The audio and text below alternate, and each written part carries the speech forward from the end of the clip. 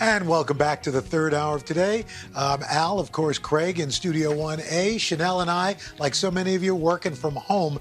And our next story is a powerful one. It's all about community coming together to help a teenager who's battling COVID-19. 17-year-old Nick Butler of Columbus, Ohio, has been in the hospital for 2 weeks. He's been on a ventilator, fully sedated, his family not knowing if he would make it. Doctors knowing he needed a plasma transfusion, but the caveat is Nick didn't qualify for the current FDA clinical trials or the donor registry because he's under 18. But his family, friends, and doctors came to the rescue. Nick's dad, Paul, is joining us now from Nick's hospital room, where he himself has been quarantined for 2 weeks. Paul, good morning, and thanks for joining us. We really appreciate it. Good morning, Al. Thanks for having us.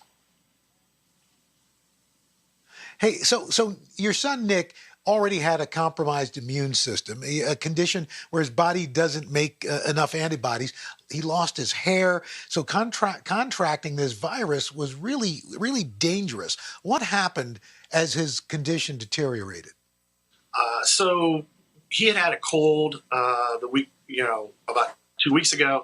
And as the cold continued to get worse, we got antibiotics from our pediatrician, which normally knocks the cold out because our family has had cold on and off since January. And during that time, no one had a fever, so we weren't really too worried about the coronavirus. We were worried about it from the outside, but we didn't think we'd get met all the requirements to go get tested. So we had all kind of fought it off.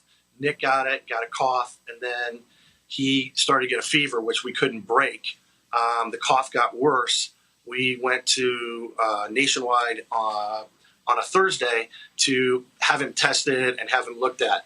And then they immediately called back and said that he had tested positive. At that point, he had a fever of like 104.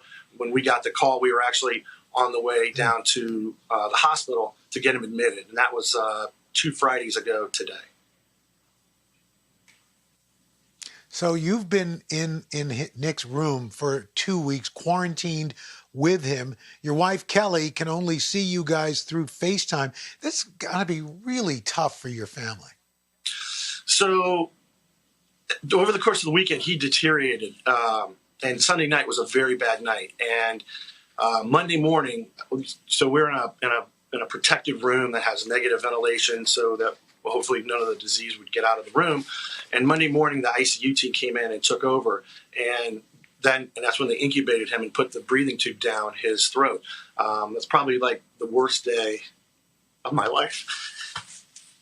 Because it happens so fast, because like in 10 minutes, they say, we're gonna incubate him. We're going to put this tube down his throat.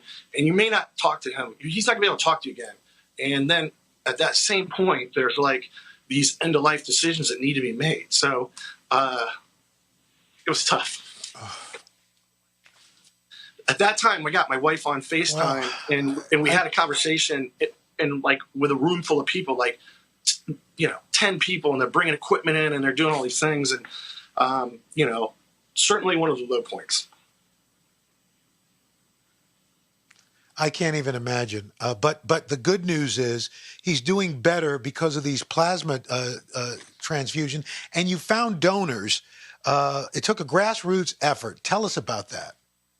So immediately when we got here at Nationwide, Dr. Mastillo, who is Nick's immunology doctor, tried to get him into these trials. And we were successful in one trial drug called Remdesivir, which they started on Sunday night. The next piece was the plasma trial that, that Nick didn't qualify for. And they tried to override it, and they couldn't do it.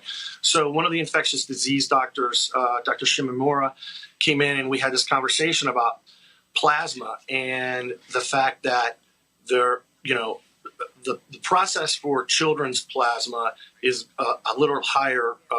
There's more screening that needs to be done to get children's plasma. And the fact that Children's Hospital can't request or solicit or let anyone know that they need this thing. And they said, but we could do this on our own. And, Nick's sedated. I'm in this room. And I'm like, yeah, we can do this. And Aaron Galloway, Scott Miller, so many people came together to help out, to basically put this Facebook group together. And from that, it's just been incredible, simply humbling. And Nick's doing better now, and we are so thankful and grateful. And Paul, I hope you'll keep us updated on his recovery. And we wish you, Nick, Kelly, your whole family all the best.